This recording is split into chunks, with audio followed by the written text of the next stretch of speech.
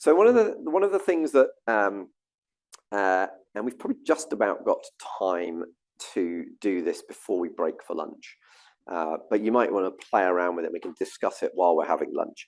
Is a thing called the always rules, and I started doing this only like probably 3 years ago, and I really like how it's made me think about my goal setting each year. So this is a set of rules I have created to answer every year as part of my goal setting day. So one of my always rules is to always have a family passion holiday. So what do I mean by that? As a family, we love scuba diving together. We also love surfing, or 3 out of 4 of us love surfing, and we love exploring the world together. So we need to try and make sure that every year, now this is an always rule for now, but once they've flown the nest, I mean, I dare say if we're paying, they'll probably still come. But, and actually this is, I mean, potentially this rule becomes even more important at that point. Say, look, actually, we still need to continue to do this. So we obviously did that this year with Hawaii.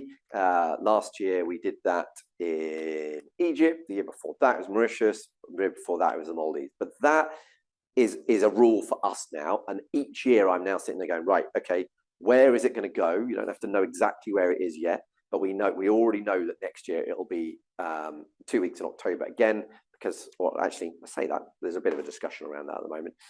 But we'll have that rule. I alluded to this when I talked about the discovery I made in writing the Dream Retirement, but the always rule I have created around here is to always have a reason to learn and create. I am happier when I have a creative project, whether it's writing a book, whether it's building a course, whether it's building training content like this.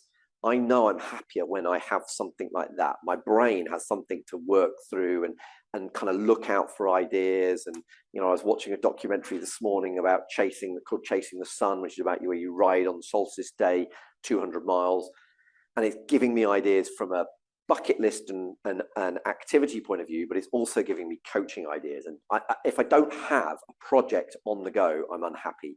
But it took me until COVID to really work that out. So that's why one of the reasons why this year I've spent a load of time learning about AI and now building a course on AI, because it's given me a reason to learn it and it's given me the creative outlook of doing so. One of my always rules is find the right who, not necessarily the easiest. And I wrote this at the time because we didn't have quite the right people in the right seats. And it was painful to remove one of the people that was in the wrong seats, had been with me for about 10 years. And I knew it was going to be painful parting company with her, but I knew it was the right thing to do. And of course, as soon as we'd gone through that, it was like, oh, that was definitely the right thing to do. Because sometimes the person that is right to get you to a point in your business isn't necessarily the person that's right to take you to the next stage. In fact, we're going through this at the moment.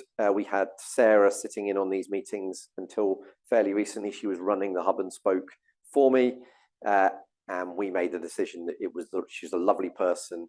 She would have been great if this was an established business that needed kind of the person to organize all of the Christmas party and the HR policies and all that sort of stuff. Totally the wrong fit for what we really needed, which was somebody that was going to drive the business forward. So we made the difficult decision, right, we're going to go back to square one, and we've recruited an amazing person that starts first week in January called Chloe. You'll meet at the next workshop, hopefully. But that wasn't an easy decision. And sometimes, of course, it's forced upon you. Deb, who's got the cafe running really well now, we actually made that decision to get rid of Lee, who was her predecessor, because again, it was the easy decision to keep him. It's painful, but the right who is definitely better. Slow to hire, quick to fire. And I'm not saying you should be quick to fire every people, but it should be that mentality of thinking we've got to have the right people in the right seat in the business.